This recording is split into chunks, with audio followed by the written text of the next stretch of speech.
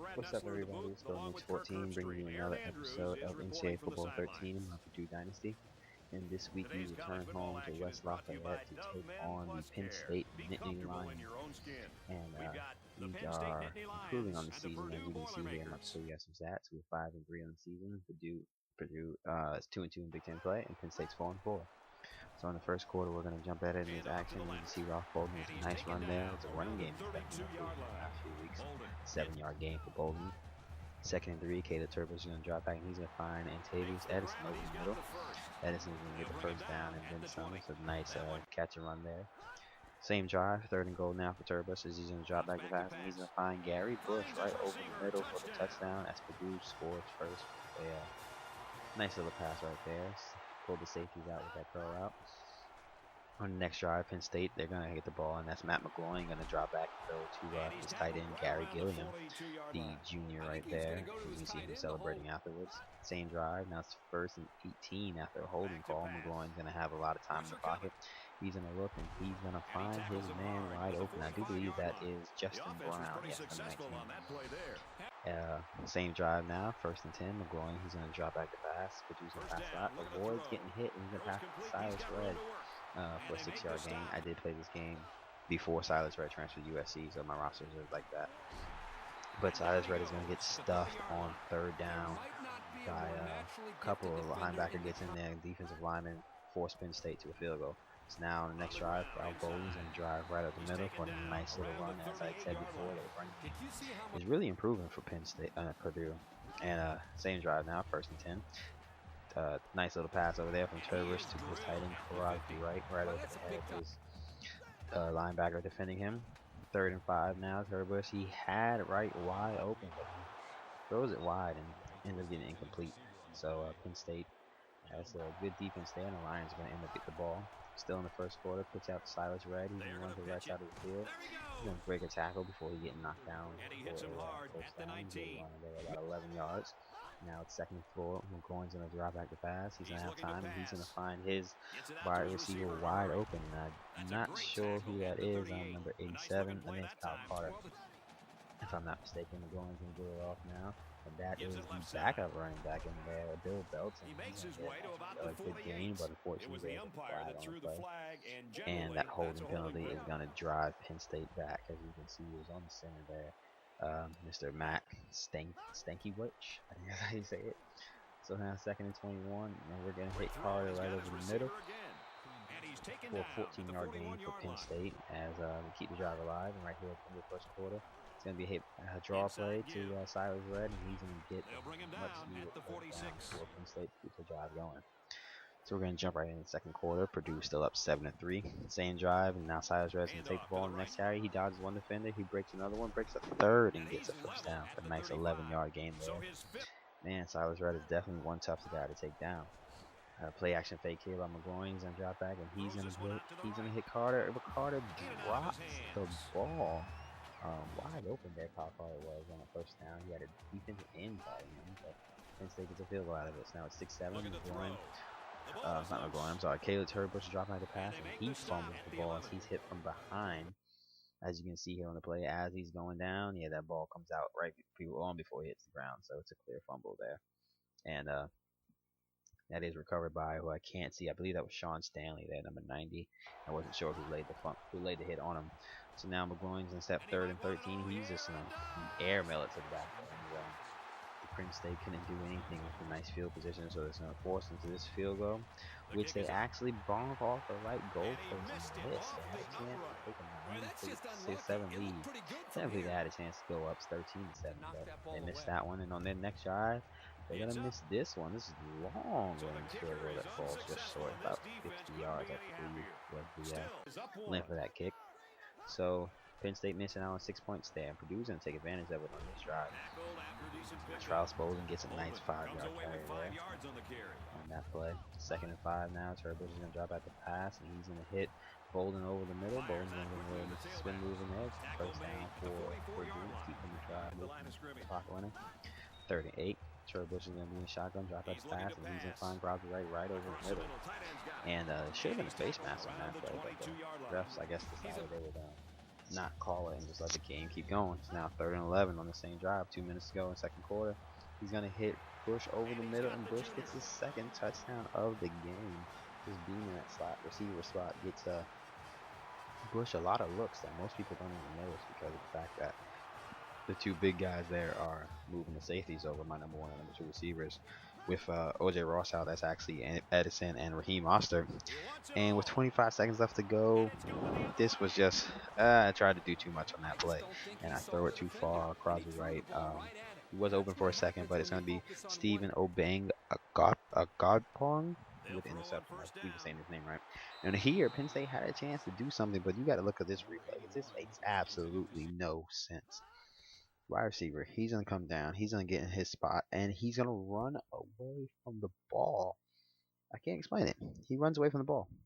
Like, that's all I can say. That's Shawnee Kersey Jr. Got to get your awareness up there, buddy.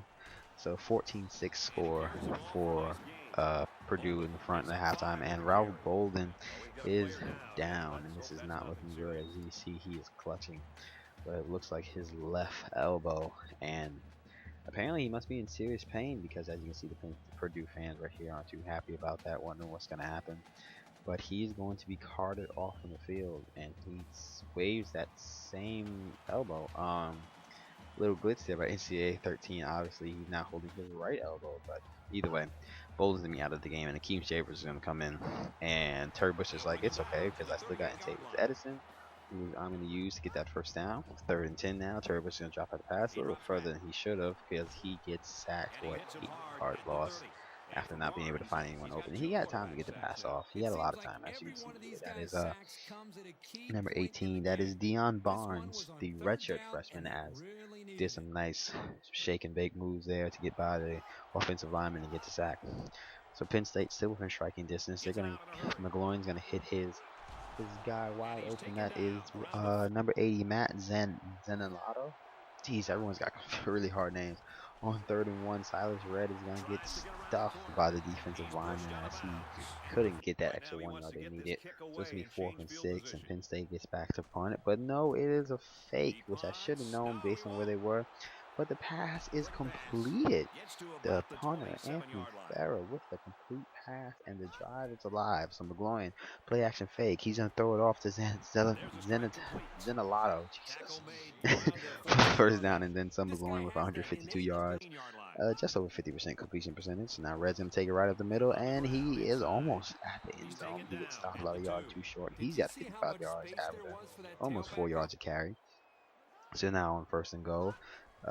Purdue's going to send the house, but Penn State finds Gilliam right over the middle, and it's a touchdown for Penn State. It's now a 14-12 game. They're going to go for 2, trying to tie things up. McGloin's going to be alone in the backfield. He's going to have 5 wide receivers out there. He almost gets sacked, and then Carter drops the ball. Just some bad hands there.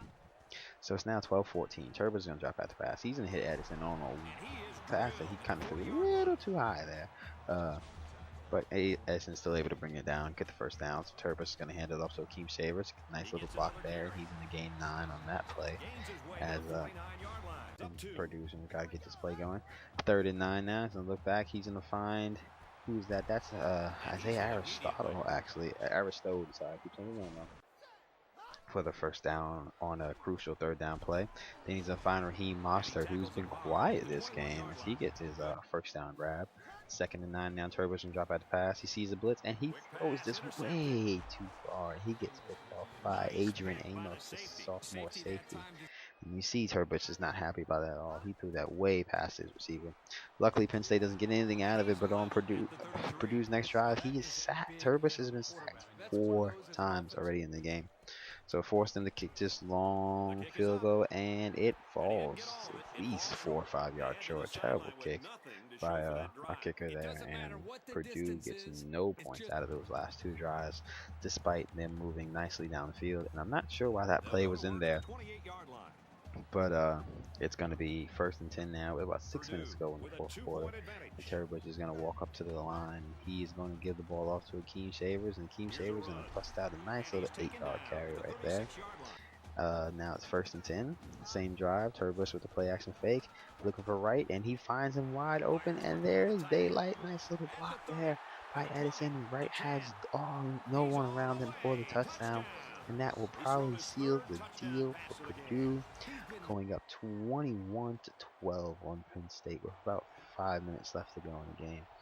So now Penn State is going to try to rally back. McGloin's going to drop back to pass. He's going to look, and then he hits Brown wide open, and Brown shakes the defender out of his shoes almost, and he gets a lot of yards after the carry.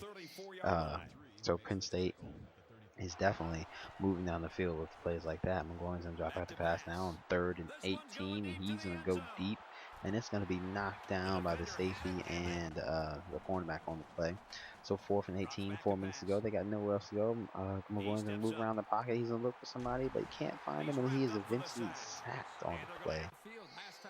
So it's going to be a turnover for the Nittany Lions. Purdue's going to take over on the ball, and of course they're going to try to run the clock down as much as they can. Keem Shavers does a good job to help with the 8-yard carry right there.